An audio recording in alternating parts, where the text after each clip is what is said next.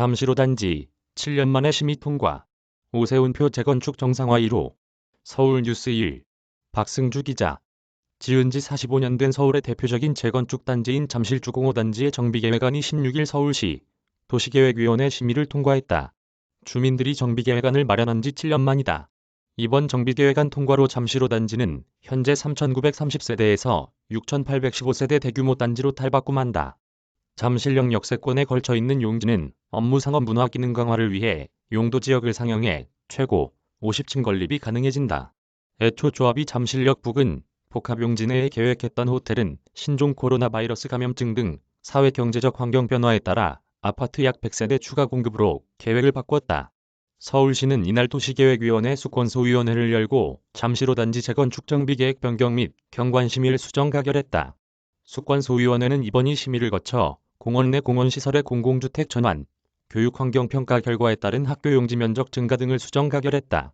정비계획안은 세대수, 용적률, 층수 등 재건축 사업의 밑그림으로 정비계획안이 통과되면 사업 승인, 건축계획 확정 등 재건축 절차를 추진할 수 있게 된다.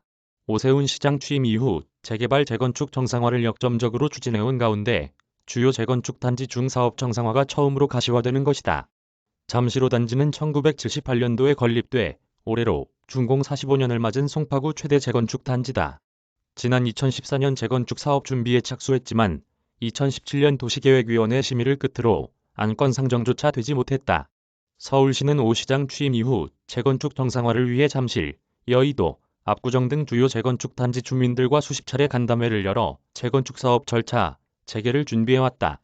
잠실호 단지의 경우 5번이 주민간담회를 통해 주민들의 건의사항을 수렴하고 정비계획안 세부 내용을 조정하는 등 사전준비 과정을 거쳤다.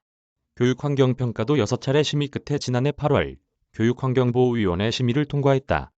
잠실호 단지 재건축 사업 정비계획은 이번에 수정 가결된 내용을 반영해 재공람 공고 후 최종 결정 고시된다.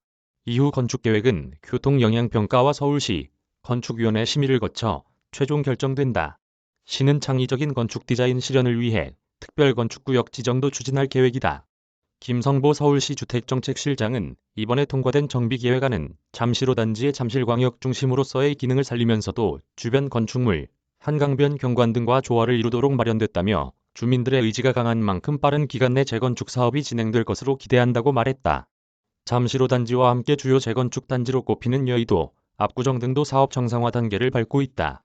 여의도와 압구정 아파트 지구는 일부 단지에서 신속통합기획을 신청함에 따라 지구단위계획과 정비계획 결정 절차를 병행 추진해서 단지별 신통계획 완료 시점에 지구단위계획을 결정할 예정이다. 대치동 엠마 아파트의 경우 이미 정비계획이 위반된 상태로 추진위원장 재선임, 관련 소송 등에 따라 정비계획 위반권자인 강남구와 협의해서 정비계획 결정 절차를 추진할 예정이다. 이메일 주소